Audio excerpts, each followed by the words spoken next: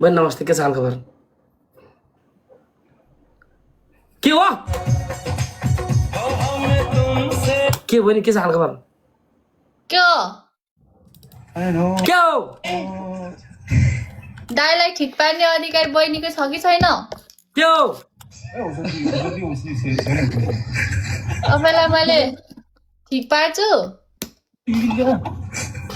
म आफै डिप्रेसनमा पुग्न लागिसकेँ यहाँ। मिलन जोइन सामने कहाँ हो पार्दर? कहाँ हो? मान्छेहरूको लभ पर्छ, अरूलाई तनाव हुन्छ।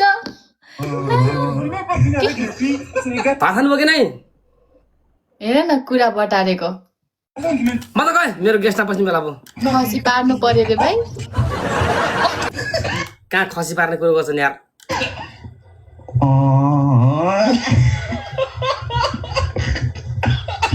के रे, मिलन चाहिँ हामीसँग हुनुहुन्छ? ल गाइस,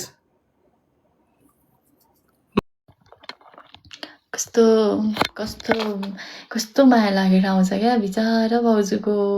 उहाँले बोलेको शब्दहरू, उहाँले भनेका कुराहरू कस्तो मैले यहाँ तपाईँहरूलाई सेयर गर्न सक्दिनँ क्या। तर कुनै दिन त्यस्तै परिस्थिति आएछ भने, त्यस्तै दिन आएछ भने, कुनै दिन नराम्रो भएछ भने को सही थियो र को गलत थियो भन्ने कुरा म तपाईँहरूलाई छर्लङ्ग स्पष्ट गराउँछु क्या। उहाँले बोलेको शब्दहरू, उहाँको बोलीमा आएको त्यो दुःखहरू, पीडाहरू, बिचारा कति कुराहरू यहाँ छ क्या। घरमा आफ्नो श्रीमती निदाउन सकिरहेको छैन, उता चाहिँ आफ्नो श्रीमानलाई वास्तै छैन। के अर्थ है साथीहरू? सबै कुरा भएर पनि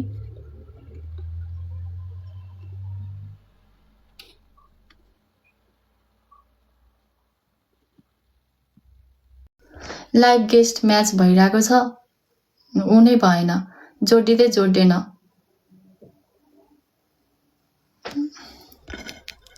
होइन किन कुरा गरेको, अरूलाई तनाव लिनु हुँदैन धेरै रे। मैले तनाव लिएको होइन, लिने मान्छेले तनाव लिइराख्नु भएको छ। कुनै पनि नारीले सबै कुरा सहन सक्छ, तर कुनै परस्त्रीसँग रातभरि त्यसरी गफ गरेको सहन सक्दैन।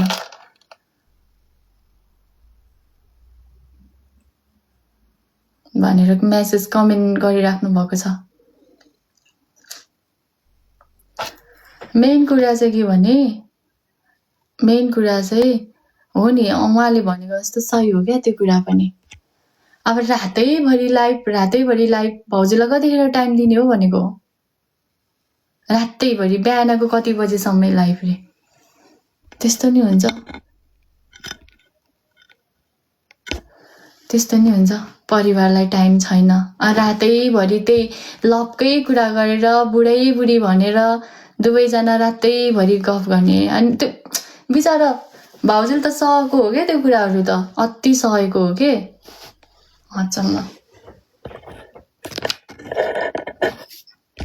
के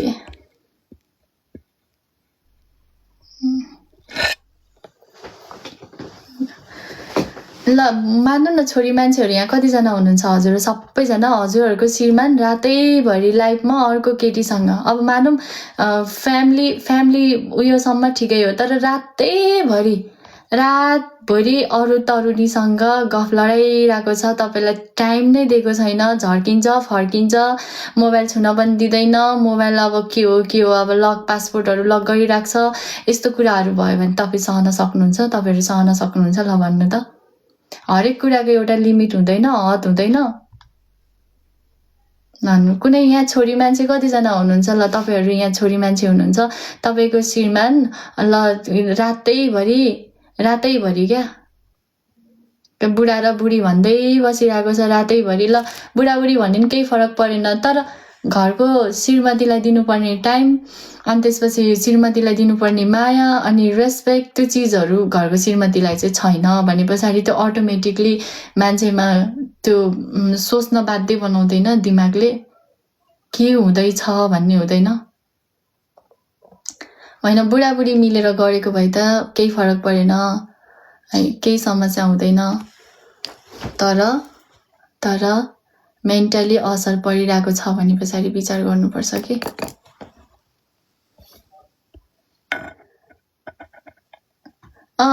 बिग्रिन्छ। सोफी ब्रदर तपाईँहरूले गर्दा चाहिँ बिग्रिन्छ। भरे डिपलप परेर लैला मज्नु जस्तो भएर छुट्टिनै नसक्ने स्थिति आयो भने न घरकोलाई छोड्ने न बाहिरकोलाई छोड्ने। अब घरकोलाई छोडेर कति केसहरू त्यस्तै त भइरहेको छ नि। घरकोलाई छोडेर बाहिरकोलाई अँगाल्न खोज्दाखेरि न यताको न उताको भएको देख्नु भएको छैन टिकटकमा कति धेरैजनाको उदाहरणहरू छ नि त। बिग्रिन्छ भन्नुहुन्छ, बरु बिग्रेकोलाई चाहिँ सपार्न चाहिँ जरुरी छ। गलत हो है, गलत भइरहेको छ यहाँनिर, यो गर्नु हुँदैन भनेर सम्झाउन जरुरी छ क्या भ्युअर्स अडियन्सहरूले पनि।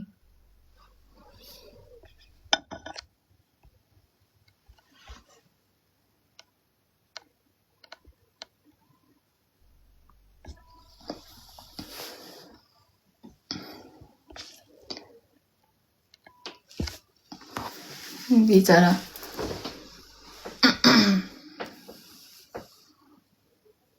छोरी मान्छे हो। तपाईँहरूले भन्नु पर्यो क्या रुबिन बाजे, तपाईँले जे गर्दै हुनुहुन्छ गलत गर्दै हुनुहुन्छ भनेर सम्झाउन सक्नु पर्यो कि। भोग्नेहरूलाई थाहा हुन्छ नि। ए बिचरा भाउजूसँगको फोटो छैन होला। भाउजू र दाईको त्यो भेलु बाजे दाईको फोटो छैन होला क्या त्यति धेरै।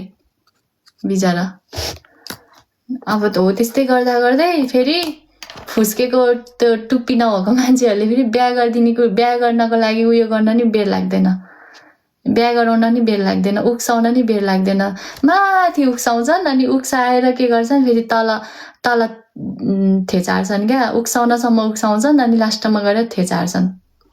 त्यस्तै त भएको छ कतिजनाको होइन।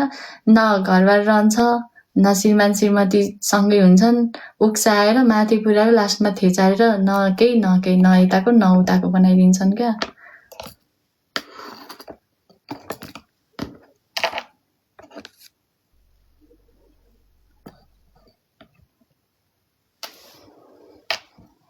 हो नि, सबभन्दा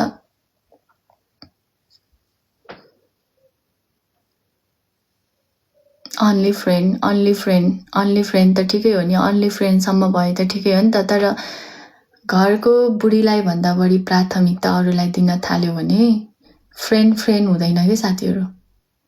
अन्ली फ्रेन्ड हो, अन्ली फ्रेन्डले असर पार्न भएन कि, अन्ली फ्रेन्डमै रहनु पर्यो।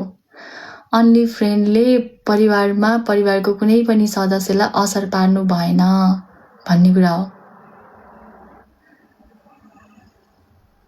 अब जोडिनु हुन्न त अनि के गरौँ त नि। मैले अघि नै सम्झाउँछु भनेको नि त यो दाइलाई। जोडिनु हुन्न त के गरौँ। अनि यहाँ आउने बित्तिकै अनि जानुभयो त।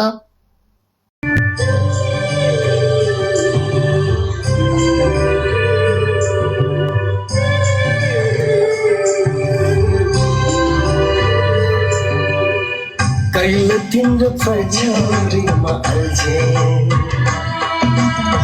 कहिले तिम्रो चौबन्दीमा खा लिया आपने? लाइव के बाद खाऊंगी। इधर बहुत गिविराज जी का नाम मेंशन हो रहा है।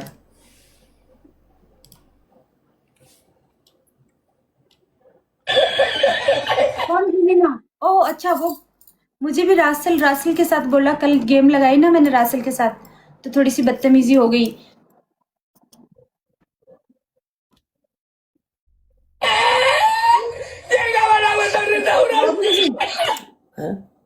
फिलहाल किसी को ऐड ना करें। मैं भी चाहता हूँ, छोड़ यार। मेरा मूड अभी बड़ी मुश्किल से ठीक हुआ है। पता नहीं कोई बात ऐसी हो जाए। I don't like this. हाँ, फिलहाल उनसे कहें कि आई एम सॉरी, हम नहीं कर सकते गाइस। हम किसी तीसरे बंदे को, मैं और मेरे रॉबिन जी के बीच में तीसरा कोई बंदा आए, भले बहन ही है उनकी, पर मुझे अच्छा नहीं लग रहा। अब गिविना बहिनीले के सम्झने भन्छन्, बल्ल बल्ल मोडले आएको छ गाइस, गाह्रो हुन्छ गाइस, छोडन साथीहरु यार। अब उहाँलाई लाइभमै बोल्न दियो केटा हो छोड यार अब हाम्रो बारे कुरा गर्ने होला अब श्रीमती कुरा ल्याउने होला live it's all of the fun guys यार छोड यार अब किन फोकट गर्ने यार है त्यस्तो नगर आपने खाना खाए नहीं अभी खाऊंगी लाइफ के बाद। साइबर जी किधर गए कराची स्टार। ओह आप मेकअप करके आ गई हाँ जी इतनी देर से आ रही येलो ड्रेस पहनी वो ड्रेस हटाई। एक बार पीस जाओ